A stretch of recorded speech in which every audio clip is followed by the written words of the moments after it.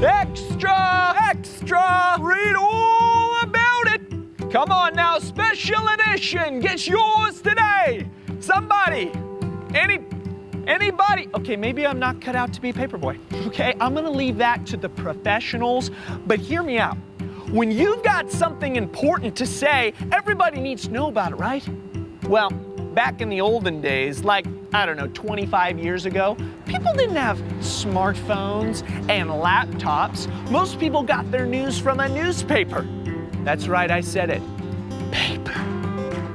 Even today, reporters around the world are writing news stories and papers are being printed and millions of people are reading the news each and every day. Here, let me demonstrate.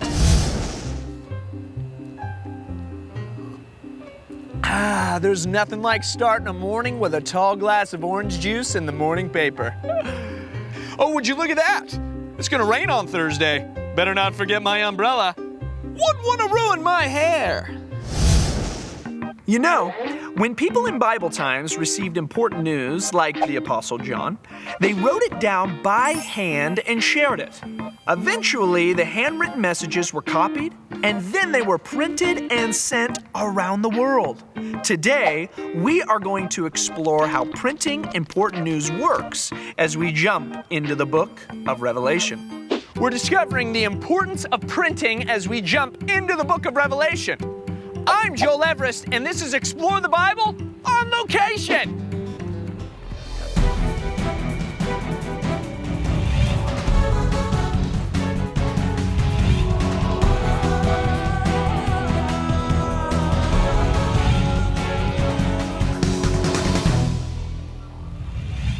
Today, we are beginning our journey in the book of Revelation.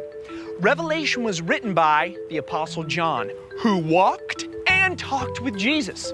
God gave him a message, and he wrote it down. But here's the thing. John didn't have a copy machine. Everything he had to write down, he had to write by hand.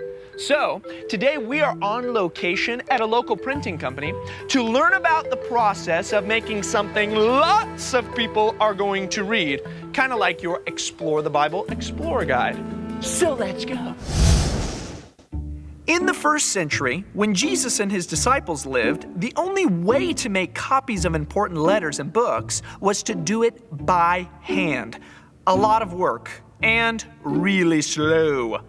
And then sometime around the year 1450 AD, Johann Gutenberg invented the first movable type printing machine. And that was a really big deal because it meant that he could make copies really, really fast. Well, one page at a time, but it was fast for them. And he could provide books for all who wanted to read. Want to guess the most important book he printed? That's right, the Bible.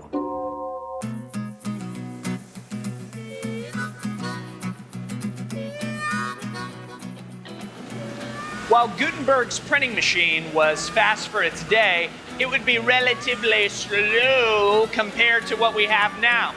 So let's learn a little bit more about what it really takes to print lots and lots of pages for something like your Explorer's Guide. I'm here with printing expert John Ambrose. Thank you for being with us. Thank you, Joel. So tell us a little bit about how long this printing company has been around. This company's been here since 1865. Wow, and you told me that you're a fourth generation owner? Yes, my great-grandfather bought it in 1880 and it started in 1865. So the employees are fifth generation. They're older than me. So tell us a little bit about the printing process. Sure. Got big stacks of paper that are blank. They're loaded in the back, and then they go through all four units, just like your copier at home. And then the ink and the water solutions at the top goes through the rollers, goes to the blanket cylinder. That image is transfers to the plate cylinder, and then that image goes to the paper. So it's offset printing, offset all the way down, goes through all four units, and then goes to the delivery. My printer at home, it takes like an hour to print 10 sheets. How fast is this press? This press will run 6,000 sheets an hour. Wow. So 100 sheets per minute. Wow, that is a lot of copies. Okay, let's review. A couple thousand years ago, just decades after Jesus had ascended to heaven, one of his followers by the name of John found himself in a lot of trouble with the Roman Empire. The emperor, Domitian, didn't like that John was telling others about Jesus. So he arrested John and sent him to an island called Patmos. While John was there, separated from friends and family, God showed him a powerful vision. The vision is full of amazing and strange things. The most important part of the vision was Jesus. He was revealed as the Savior of the whole world.